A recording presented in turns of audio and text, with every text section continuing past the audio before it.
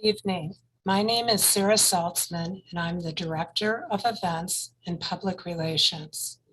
I would like to welcome everyone to tonight's talk, especially our museum members and donors. Your support has allowed us to provide complimentary programming virtually throughout the last year, and we are so grateful for your generosity. A special thank you to program supporters Robin and Leo Eisenberg, Gary Cappy, Denise and Peter Rogers, and Rochelle and Barry Rubin. If you are interested in being a program sponsor, please call the HMC during regular business hours. And now I would like to introduce our special guests. Ashton Gleckman is the director and filmmaker of the documentary We Shall Not Die Now. He is an accomplished composer, writer, and producer. To date, Ashton has produced 5 albums, written and directed 5 short films, composed scores for a number of productions, and he has co-founded the Global Composers Network. His next project is a documentary series about the life and legacy of John F. Kennedy, which is set to release later this year. And may I mention, he is 21 years old. Also joining us tonight is Adam Graham of the Detroit News. Adam grew up in Rochester Hills, Michigan. He is a graduate of Central Michigan University. Adam began his career with the Detroit News in 2002 as a features and entertainment reporter. He has been the Detroit News film critic since 2015. Adam appears on WJBK-TV Fox 2 in Detroit, where he reviews films with host Lee Thomas on the weekly movie program, Critically Speaking. Please remember, if you have any questions that you would like Ashton and Adam to ask or answer, to write them in the Q&A section located at the bottom of your screens. And now, Adam and Ashton, thank you so much for being our guests and for this evening's discussion. Thank you so much, Mayor. Thank you very much. It's an honor to be here. Ashton, I'm very excited to talk to you. When you hear that list of, when you hear your own introduction, how does it make you feel? Honestly, it's incredibly humbling. I'm super grateful for that. It's honestly way too kind. I see myself as just sort of a film nerd. That's it. So I'm incredibly grateful for all the kind words from Sarah, and yeah, thank you so much. There's film nerds who watch, and there's film nerds who do. I want to say congratulations on this documentary. I think that it's very powerful. It's very educational, and it lays out the entire facts of the Holocaust for a lot of people, just in a very direct fashion. You're 21 years old now. How old were you when you started work on this film? So I was 18 years old when I actually started work on it, which was just the research process of making the film. And then I was 19 when I finished shooting it, and also 19 when the film was released. So it's a really interesting project because it was made at this very interesting part of my life. When I was like making that transition from sort of my younger years into my, out of my teens and into this new part of my life. So the project really carried a lot of weight for me in that regard, just for me as a person, as I grew up in many ways. You had done a handful of short films leading up to this. How did this become the big first full-length feature documentary? Right. Well, the thing about making this film was that up to that point, I had never made like a feature-length project before. So everything was, 10 minutes, 15 minutes, very, very short, to the point, and certainly nothing in terms of the weight of this kind of subject. It was all very sort of playful short films, the kind of thing that a lot of people talk about. You know, when I was a kid, we used to make Super 8 films in our backyard with our dog and that kind of thing. It was very much so those kinds of projects. So when I went into this project, I knew that the project needed my complete and utter attention. So basically I dropped everything else and just started working on this and researching this for a good 5-6 months before I even started shooting a frame of the movie. And so it was a long process, but at the same time, from the beginning to the end, it was about 1.5 years in total. And you're home in Indianapolis right now, or in the Indianapolis area, yes? Yes, yeah, Carmel, Okay. Indiana, which is just a little suburb outside of Indianapolis. And that's home base. That's Yeah, all right. it is totally. And you know, it's one of the great things about being a documentary filmmaker is that all you need to do is go out and get the footage. And usually for documentary films, it's a great, you know, arena of storytelling because you get to travel just all over the world to do these interviews. But then wherever you want to edit, you can just set up base there and set up your post-production hub. So if you wanted to go to Montana and have the beautiful rolling hills in the background, you could do that. I love being here at home, you know, like with my family and being able to, you know, edit and do all of my work all day and then hang out with the family at night. So it's a great, you know, sort of work-life balance situation that I'm currently in right now. How did that research start? Does it start with the internet, and do you start compiling a list? And what do your notes look like after a week? I think you said you spent 6 months just researching. Are you thinking of people that you want to talk to? Are you looking at locations? What did all that entail? Well, in this specific case, we're obviously dealing with a subject that has an unimaginably large amount of material already created for it, whether that's feature films, whether that is memoirs that have been written by survivors, whether that is historical books that have been written by Holocaust scholars like Michael Barrenbaum or Raul Hilberg, for example, wrote a book called The Destruction of the European Jews, which to this day is probably the most extensive exploration of the Holocaust in a text format. So step one was just basically immersing myself in everything that's already been made, whether that's films or whether that's books. And also going through, you know, the U.S. Holocaust Museum in D.C., they have an incredibly large archive there. And one of the great things about the museum is that they have all of the outtakes from the documentary Shoah. So there's actually, I think, over 100 hours of material. So I watched and analyzed all of the interviews that were in English. And then later on down the road, I was able to go through with a translator who was able to translate all of the Polish sequences. So it gave me another look into a lot of material which had not been seen before, especially a lot of footage filmed in Poland in the years after the Holocaust ended in the 70s and 80s. So it was a fascinating part of it. But the biggest thing for me was just to learn as much as I could and really be the student in every single sense of the word. And honestly, to this day, I'm still the student because this subject is one that the more you learn about it, the farther into it you continue to fall and the more questions that you have, which is, I think, what makes this subject so powerful. And also something that you can never have too many films, really, because there's endless stories, there's endless perspectives too. So that was the biggest thing. With endless stories and with endless perspectives, how do you, as then a 19-year-old, even wade into this water and think that you have something, you know, to bring to this field? And I don't know, there's got to be some self-doubt that creeps in, if not at the very beginning, then along the way. When does that start speaking to you? And when do you, you know, keep marching forward and say, yes, I do have a valid viewpoint to bring to this? Right. Well, self-doubt, you know, is one of the biggest parts of being alive. I mean, we're always in self-doubt. And it goes back to one thing that, you know, a friend of mine and someone who I respect dearly and someone who I've known for a couple of years now, Hans Zimmer, he once said that whenever he has to play a director a piece of music that he's written for a film, he always just shrugs over in self-doubt and he can't even look at the director in the eyes because he's so afraid of what the director is going to think of this piece of music. Because when you're a writer or you're a filmmaker or you're a songwriter, when you create your work, you're basically making yourself vulnerable and telling people, this is who I am, this is what interests me, this is my perspective.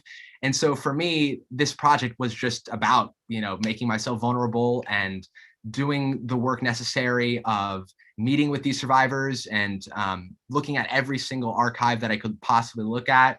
And that was the biggest part of it for me. But for me, finding the perspective of the film was the most important thing. You know, and what I decided to do is make a film for people my age specifically. So basically, for a lot of people that don't already have a huge knowledge of the Holocaust, with individual stories and individual, you know, because the Holocaust, even though it covers, you know, less than a decade basically in its duration, there's so many different subtopics that you could go into. If you wanted to go into individual camps or individual stories or individual, you know, occupations from the Jewish prisoners who were working in the camps, Sonderkommandos, etc. So, you know, for me, I wanted to make something that sort of brought everything together in a cohesive way and made something for people my age that, if they don't know a lot about the Holocaust, could watch the film and get a different perspective get multiple perspectives from different survivors, different, you know, liberators, children of survivors. And so that's what I hope that the film does, is sort of give you a little bit of every perspective to sort of learn from and immerse yourself in. Yeah, and it's got that A to B to C to D to E progression, just kind of painting the picture of the environment, the times, how one small thing becomes a bigger thing. And that's kind of like the strength of it, I think, is in talking to people who maybe aren't already super scholared in this arena. And it gives, like you said, people your age, especially, a primer, you know, more than a primer, just like, here's the complete picture. And you can take any of these avenues and go down those rabbit holes if you like. It's kind of like leaving it up to the viewer. Yeah, and I think the thing about being a filmmaker, and this is something that Ken Burns has said a lot, who is probably the person that I respect the most in this industry and whose work I love so much. But what he always says is that part of being a documentary filmmaker isn't necessarily to be like, you know, my film has it all, come and see. That's not what it's about. It's about basically opening up this world so that viewers and people who are watching the film might want to go and learn more about it, or might want to immerse themselves even further into it. Or for me, in my case, what I could only dream of is that people who see the film might want to go to Poland and go visit these places in person and begin their own journey of discovering and learning about the Holocaust and meeting with local survivors, while we still have that pristine opportunity, which we will never have in 10, 15, 20 years. So it's this very delicate time in history. And the film was about opening up that conversation so that other people could, you know, take what they want from it, but then bring it into their own lives. As you're researching, when do you start reaching out to people and setting up interviews, and who is the first person that you make contact with, and know that it's time to pick up the camera? Right.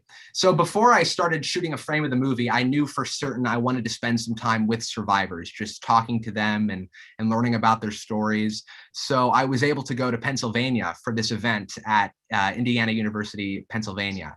And there were 6 survivors that were having a speaking event. And so me and my dad drove. At that time, I was 18. And we went to this event, and I was able to set up time to speak with all of the survivors afterwards. And one of them was a resistance fighter.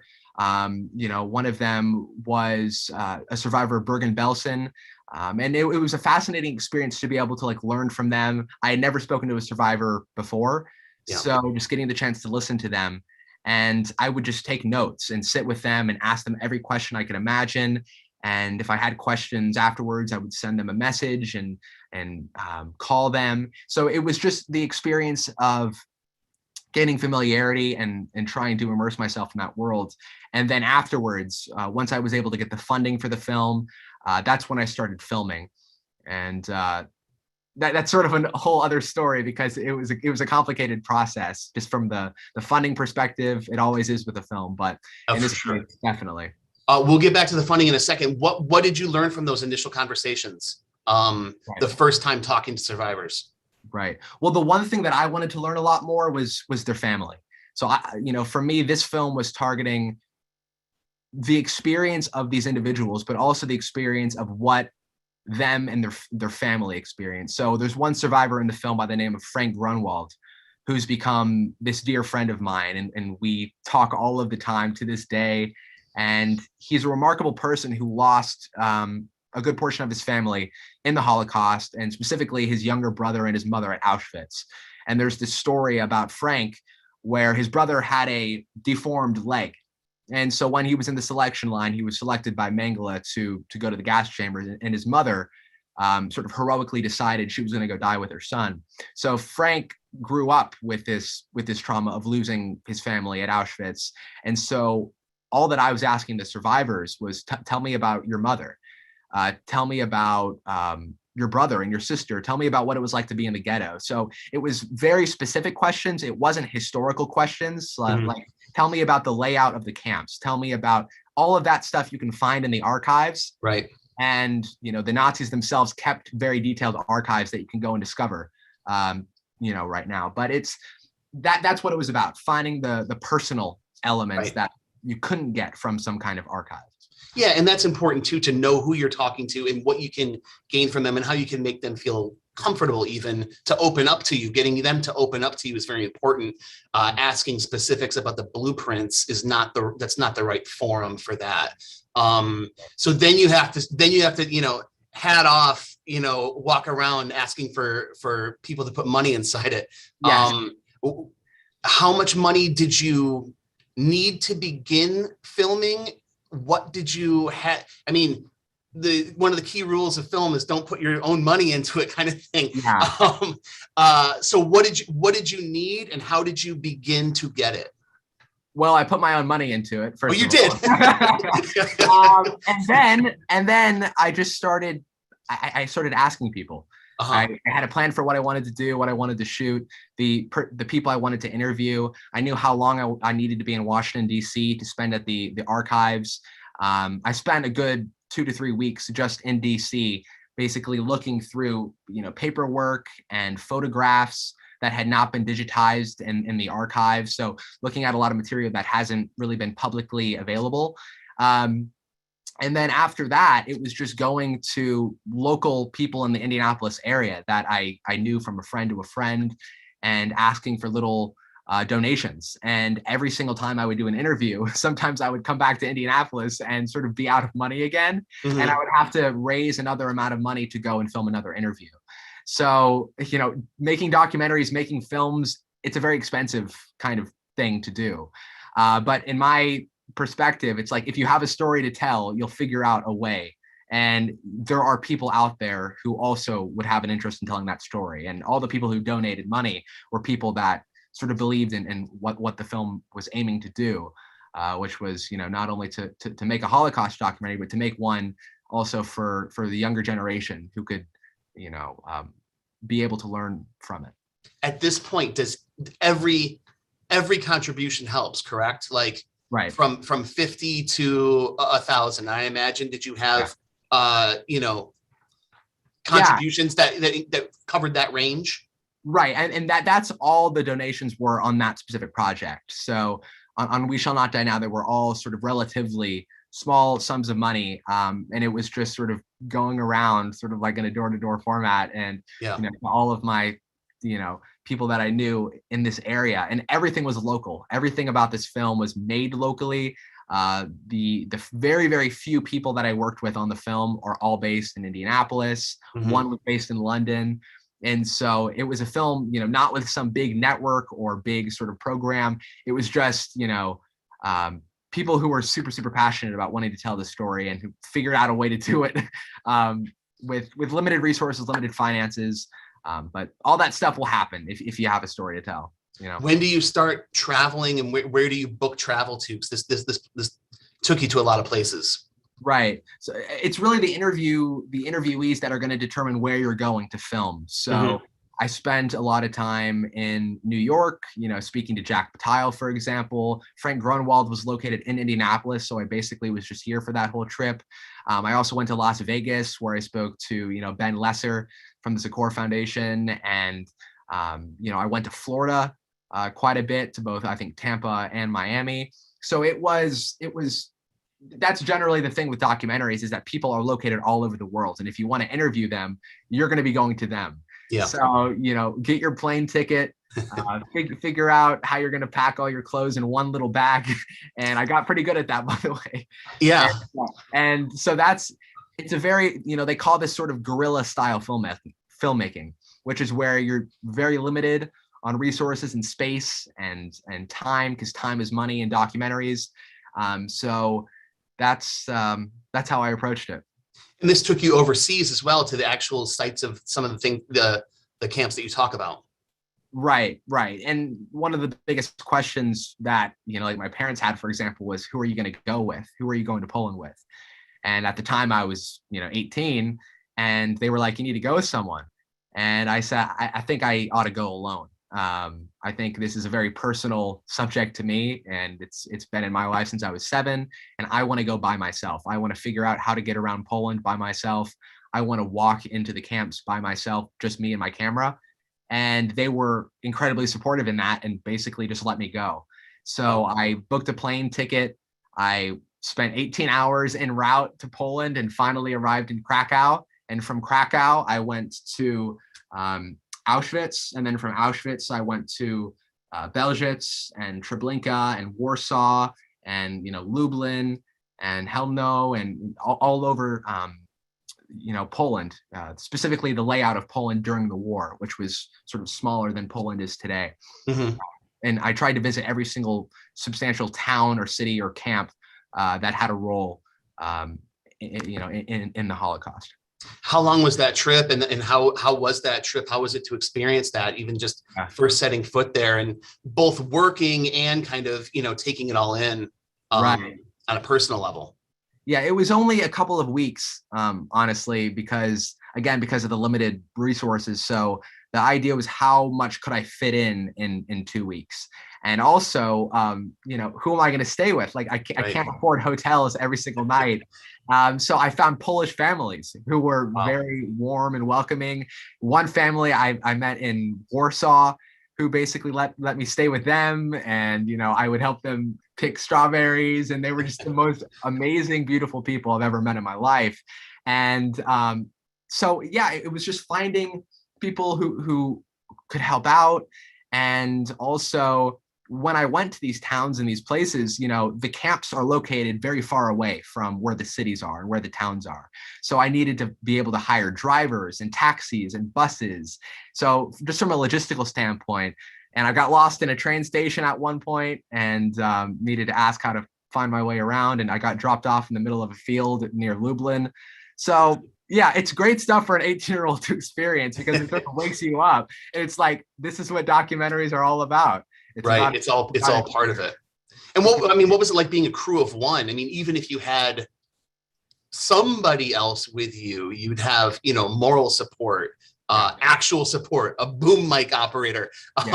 You were just alone. I mean, did it make it that much more kind of like a raw, maybe even like a formative experience?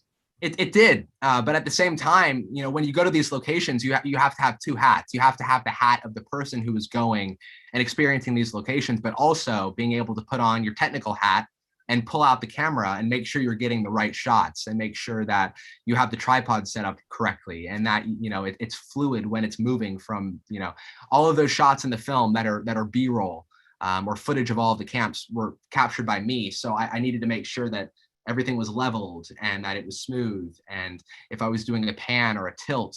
So there's just the technicality of that, while Absolutely. At the same time I'm visiting these places for the first time.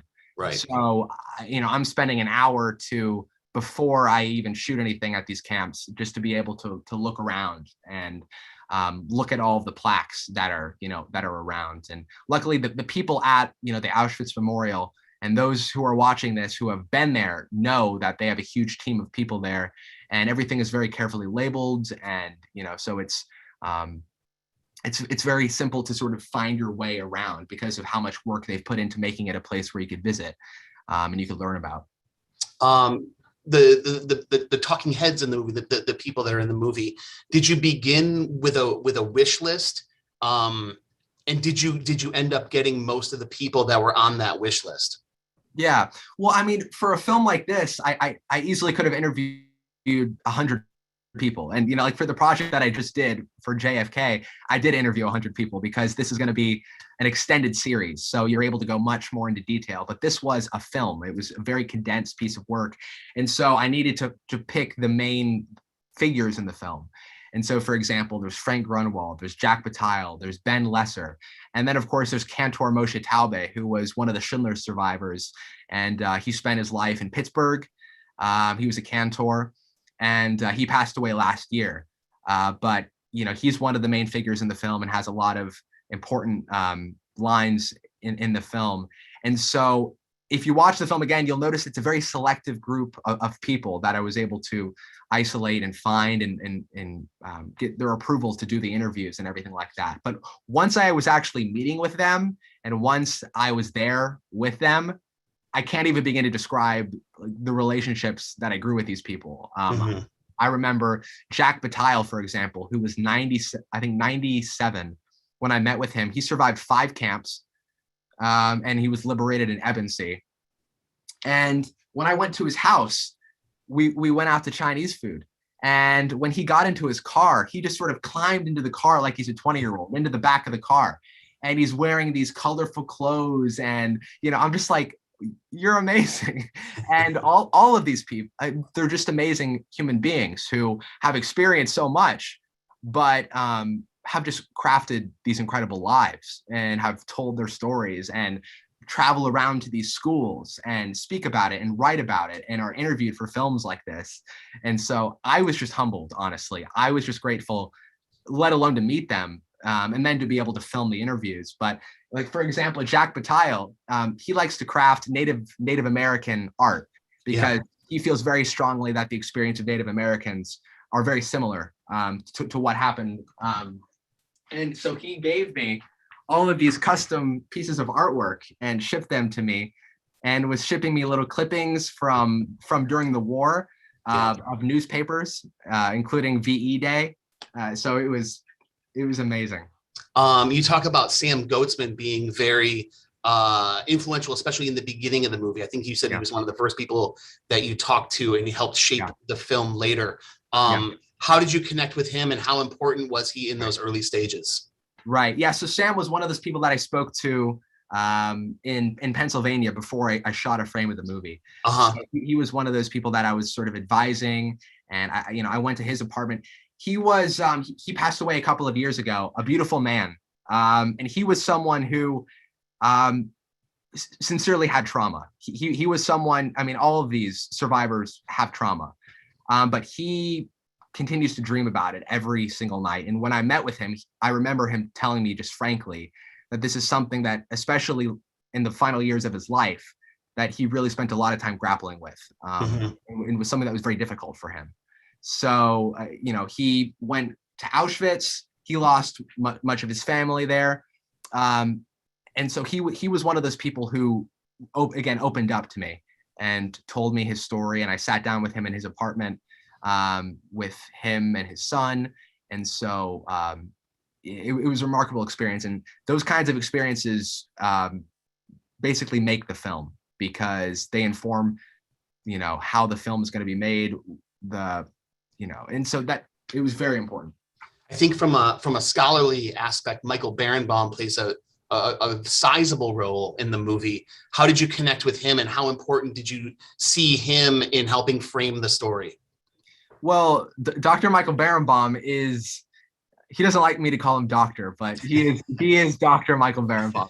He is possibly the world's preeminent Holocaust scholar. And I knew that going into it. And I had read all of his books. I had seen all of his lectures online.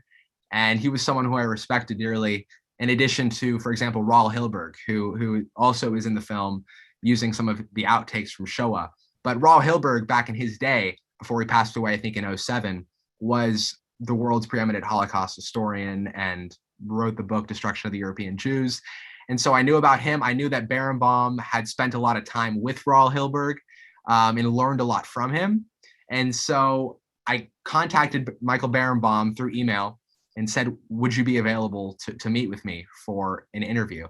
And he said, absolutely. And I was surprised because it literally was a couple of days. And the fact that some kid from Carmel, Indiana is reaching out to him and he's going to say, absolutely, I'll make time for you. Yeah. I think that just shows you the level of humility of this person. He's an amazing person, but when you walk into his office, he's got every single book ever written about every memoir, every first edition book, every edition of every book, and he's read all of it. And so the interview with him only lasted an hour and a half, and yet it is one of the guiding lights in the documentary. He knows how to get the quotes. He's hitting homers. He does. And so I went in with a list of subjects I wanted to talk about. I knew how the film was going to be sort of like laid out. Yeah. But then he was able to sort of take all of those things and know exactly what subjects to dive into. And so the conversation was sort of very fluid, very efficient. And we spent an hour and a half, at the American Jewish University, which sort of overlooks Los Angeles. It's on this hill. Yeah. So it was a great afternoon. And that was one of the initial interviews that I filmed before I did a lot of the survivor interviews. Mm-hmm. So it dictated a lot about the sort of subjects that I went into with the survivors and being able to know what kinds of experiences that they had.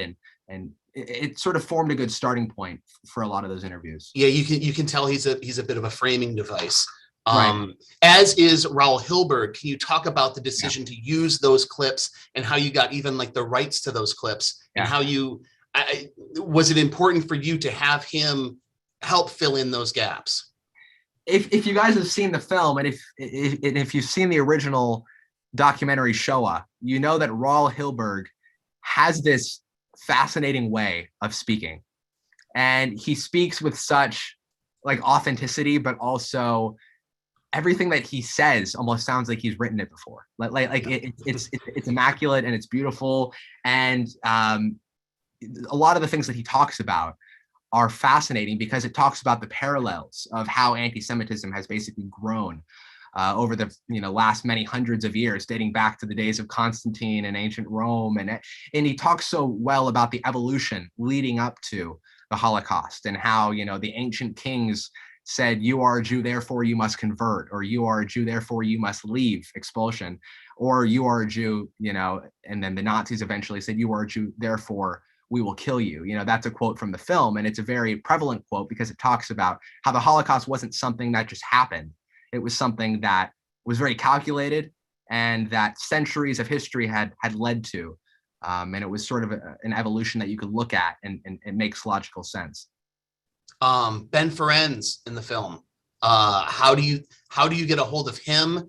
And I don't know, what was it like talking with him, spending time with him? One of an extremely important figure.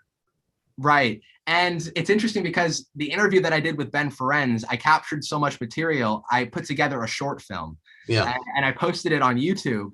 And all of a sudden, like it just jumped up to like 150,000 views. It's done really well on YouTube. Yeah. And people are so moved by his story. And let me just tell you, this is the real Forrest Gump.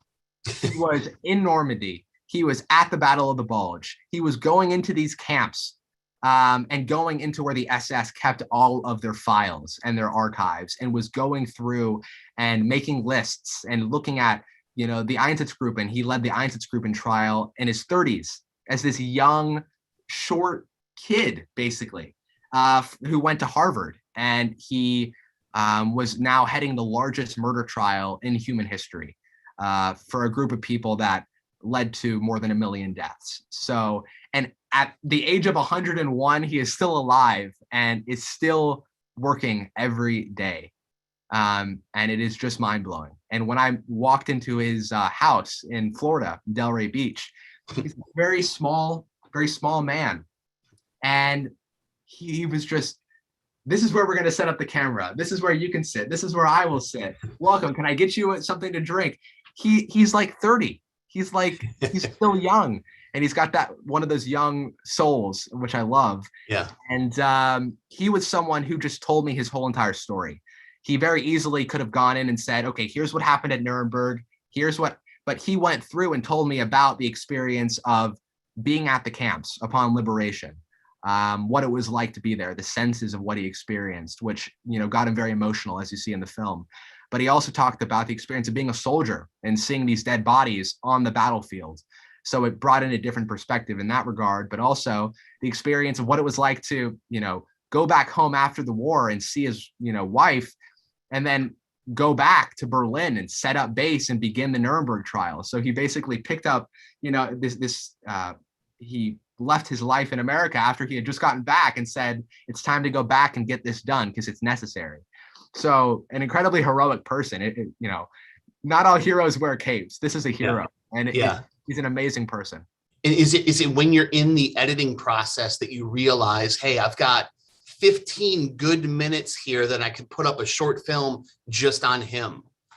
Yeah. I mean, and you're someone who spent your life watching films and looking at films, and I think for every 2-hour film that you've seen, there was initially a 4 or 5 hour cut of that movie. Yeah. You know, I always think of Kingdom of Heaven, which came out, you know, directed by Ridley Scott, and the final film was like 2 hours and 15 minutes or something like that. And the initial cut was like 4.5, 5 hours long. Yeah. And so we capture so much footage from the interviews and from B-roll footage of, you know, the camps and of the locations.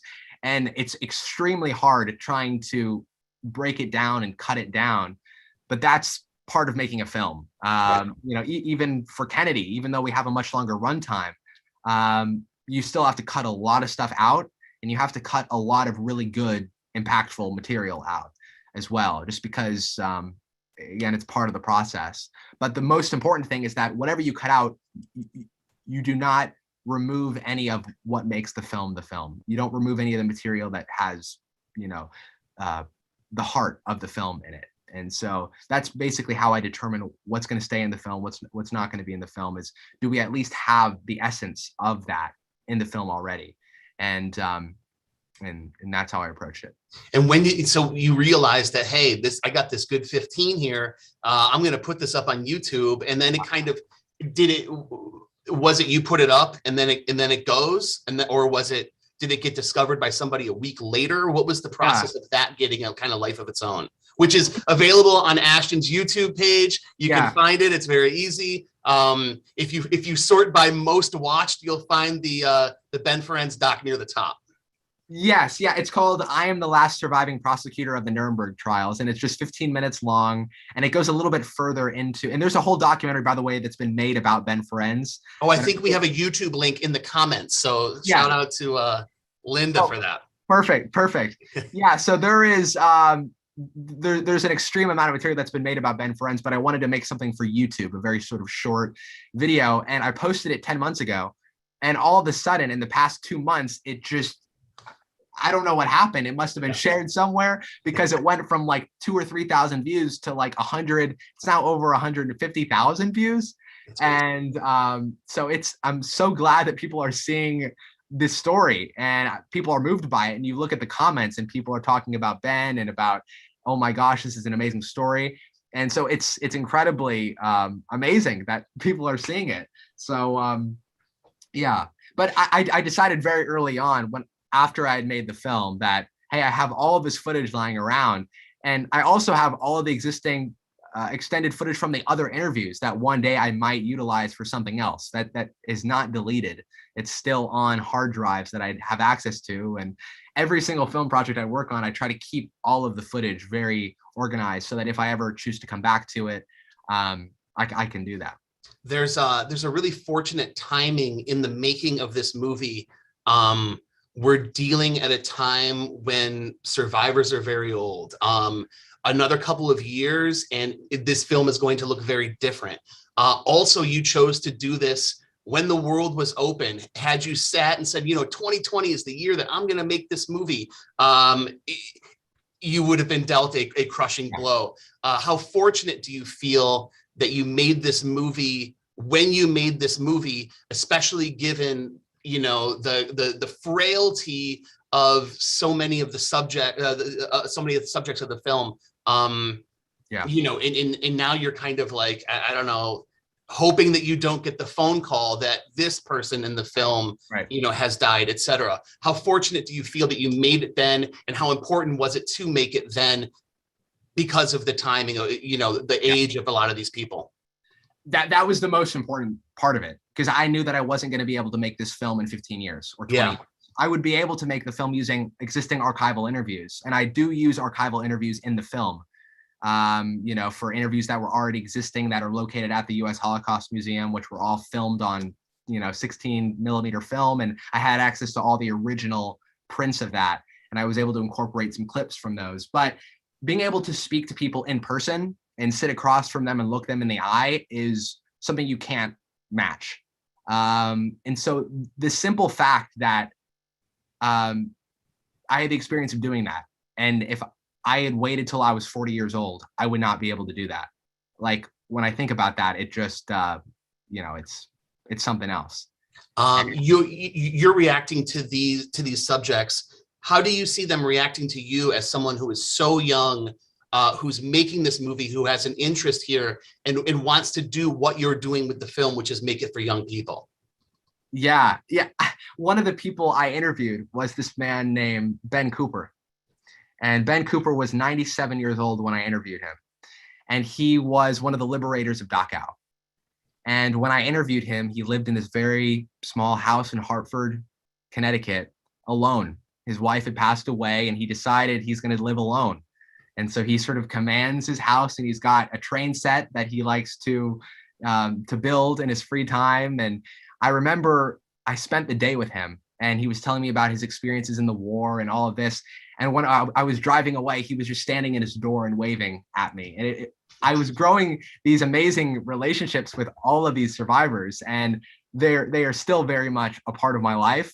And even when they're gone, I know it's a cliche, but they will always be a part of me, you know, and they're incredible people, and their stories deserve to be a part of history. And so anything that I can do to try to give them that and give them a place for their stories to be, that's what this film is about.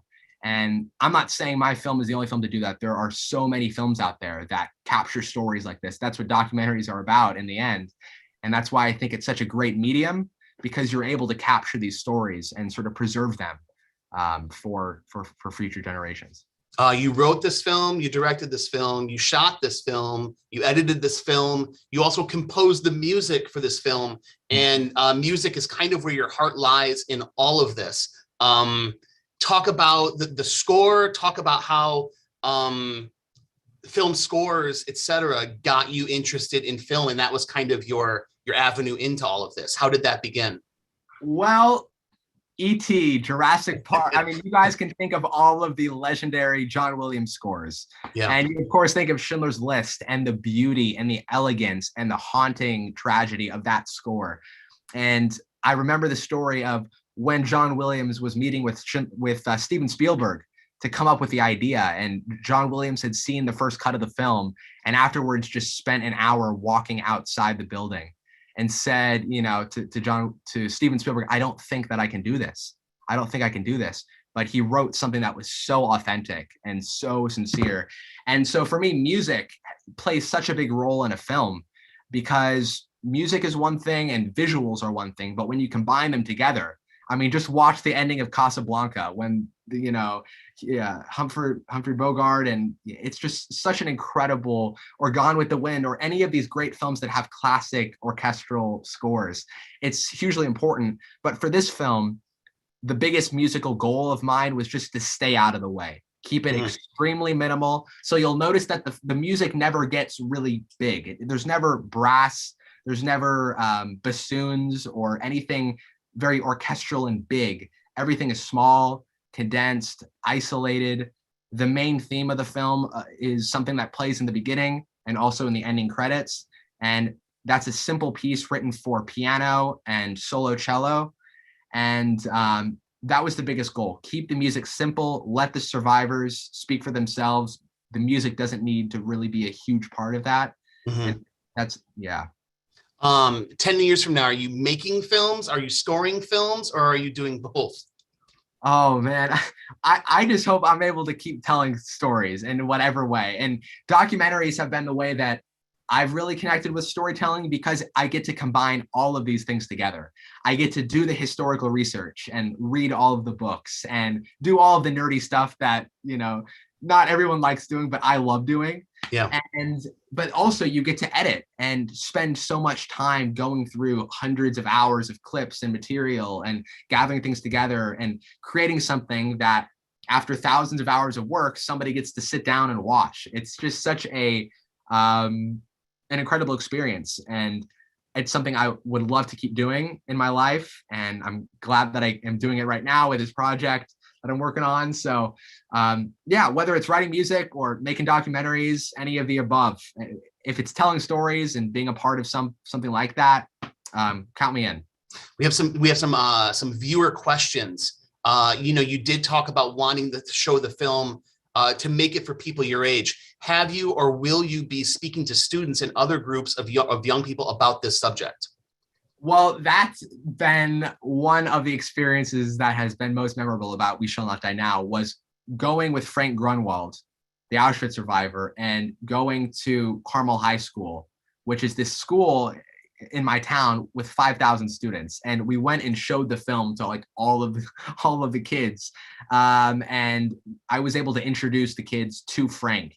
And we had that exchange of the kids being able to talk to Frank and ask him questions. And they're not used to meeting with survivors in person. And so we were able to show them the film. And then Frank and I, also throughout those screenings and those experiences of getting together every day, we're able to connect a lot and are still just great friends. And so, yeah. And then also it's been screened in other schools around the state of Indiana. And I was able to go to a few JCCs around the country and show the film to them. But I'm always open to the film reaching new audiences and being shown by other schools or other people. So I would love that.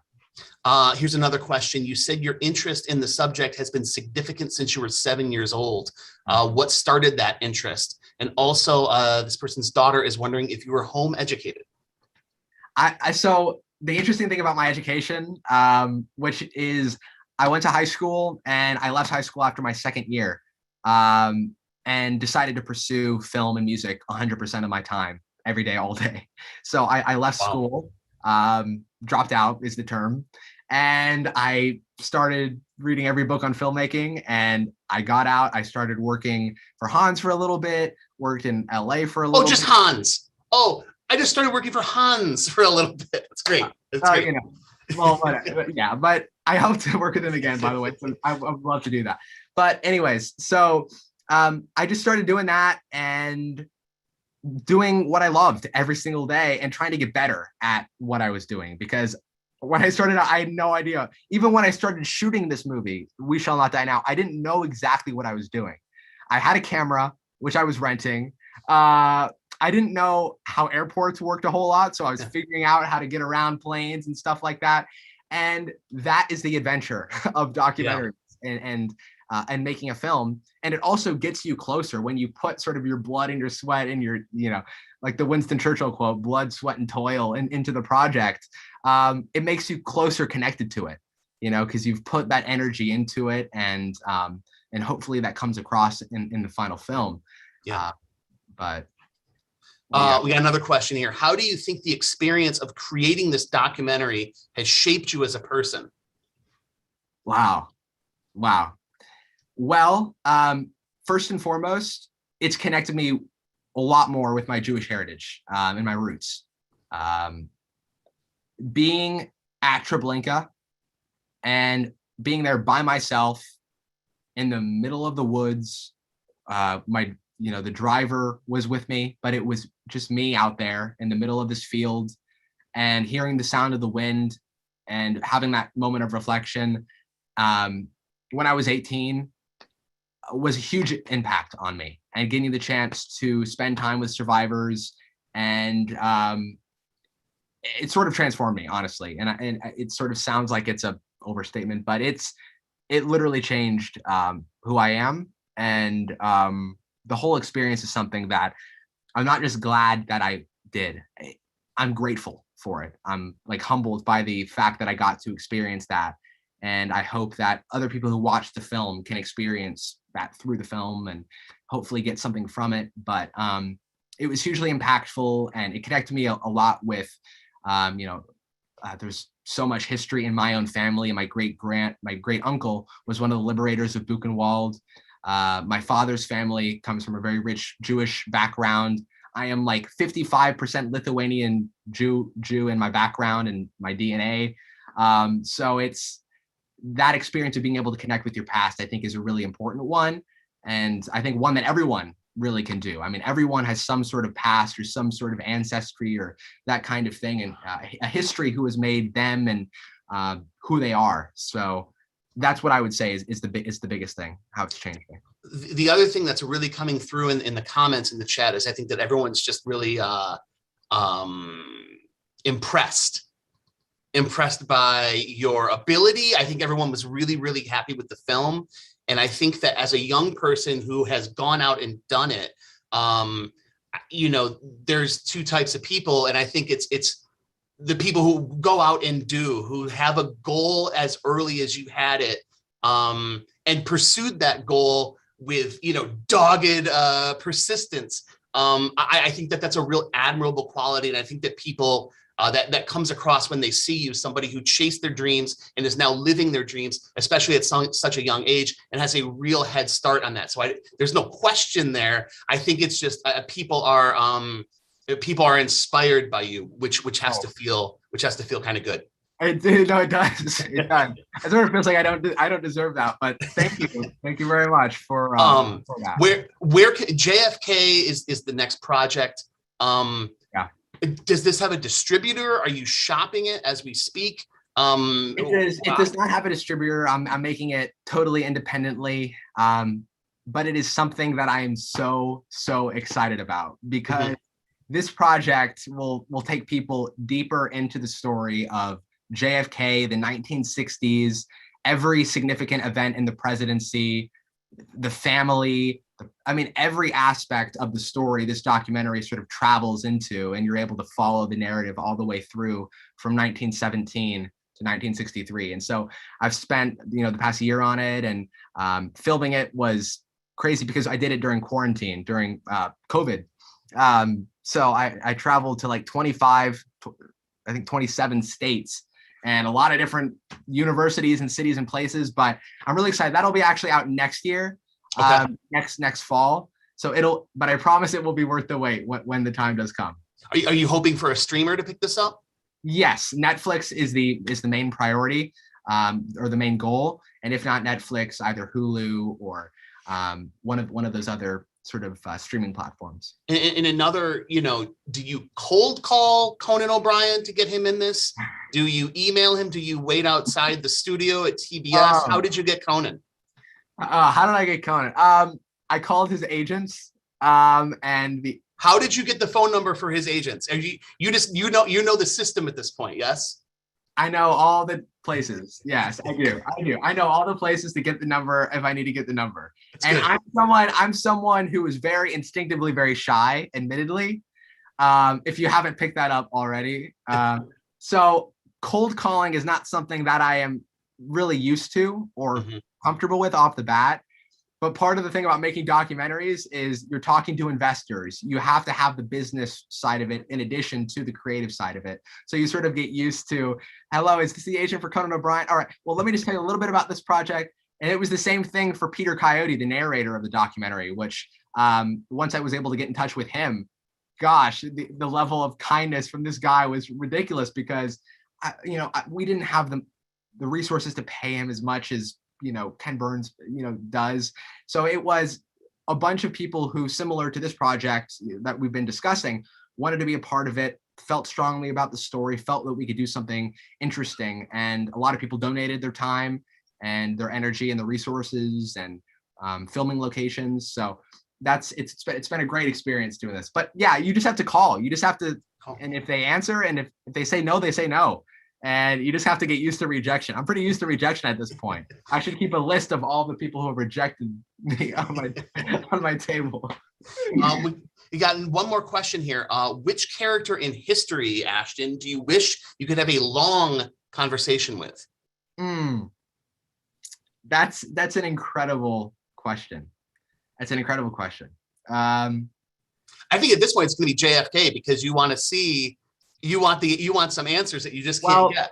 Well, when you make a documentary, you spend thousands of hours inside of a person's head, whoever it is that you're making the documentary about. And I have read every single book and every paper and every White House transcript and I've seen every picture from his childhood, and him as a baby, and him as a teenager, and him in the war, and him in the Senate, and him in the Congress. So I feel like I know him. And he, at this point, he's sort of like a timeless figure for me because I feel like he's alive right now for me. So I would certainly say talking with him would be really fascinating. I think talking with Winston Churchill over a thing of brandy would be really fascinating. I think talking to the Marquis de Lafayette about his experiences in the French and American Revolution would be really interesting. For me, it would be someone historical, someone from the past who have had a big impact on the world that we now live in today. Maybe George Washington or Abraham Lincoln, for example. Fascinating, Ashton. I want to thank you for your time today. I feel like we could go on, and maybe we will once JFK rolls around. But congratulations on the film. It's very special. It's still available to watch on the website here. And I'm going to toss it over to Sarah. Thank you very much, Ashton.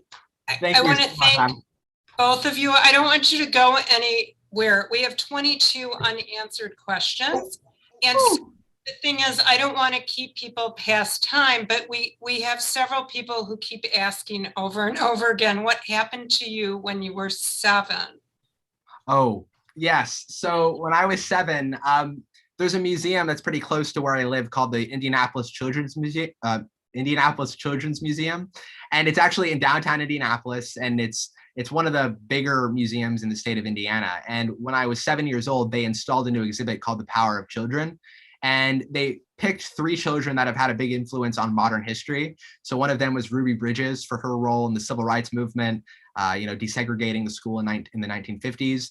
And then you also had Ryan White, who had a very big role in the AIDS movement back in the 1990s. And then, of course, Anne Frank, who out of any figures from the Holocaust, maybe has been the most accessible for younger kids just because of the diary and because of how many times it's been published. And, every single kid normally reads that book in the school system in the US now. And so when I was 7, I was able to go to the exhibit and see this for the first time, not knowing anything about the Holocaust, anything about the history of Judaism, nothing about that. And I remember walking in there for the first time and seeing a full live, replica of her and thinking she's really pretty. And like, she seems like someone that I could know, down the street or something like that. And then reading the story and learning about her and learning about, like her bravery of writing all this stuff down while her and her family were in this attic and writing down history and the father Otto and how he was able to publish the diary. So Anne Frank was my way into the story from the age of 7. And then from there, I leaped into it and started looking into it more. Wow. It's fascinating. The two of you, I'm so glad we had such an interesting discussion, and I really was thrilled that the viewers had so many questions. I want to thank our program supporters and all of our donors for their generosity again. And just so the viewers know, we're going to post this interview tomorrow on our homepage. The film will be available again through tomorrow night. Just if you joined in, I know a couple of people messaged me and said they came in late. You'll be able to watch the entire interview on our homepage at holocaustcenter.org. And we, again, are able to offer events free of charge because of all of our supporters. So please consider making a donation by visiting holocaustcenter.org/support. It is just really our honor to offer programming like these conversations with Ashton and with Adam that can enrich your knowledge about the Holocaust and to learn more. For those of you who have not seen our current special exhibit, it is available through the end of the year at the museum. We are open. Our hours are published on our homepage, or you can call us during business hours. The special exhibit is The Girl in the Diary, Searching for Rivka from the Lodz Ghetto. It's based on a diary that was discovered in Auschwitz-Birkenau after World War II. Written by a Jewish teenager who was living in the Lodz Ghetto, the diary offers a moving glimpse into the lives interrupted by the Holocaust. It's a beautiful, fascinating exhibit. On Sunday, November 14th, that is our Holocaust Memorial Center's 37th anniversary benefit. It will honor Nancy Grossfeld and feature a performance by 5-time Grammy nominee Michael Feinstein. This special evening supports the mission of the center. Together, we can all stand up against hatred, anti-Semitism, and genocide. We hope you all will join us, and I want to thank you for watching. Please stay safe and have a good night.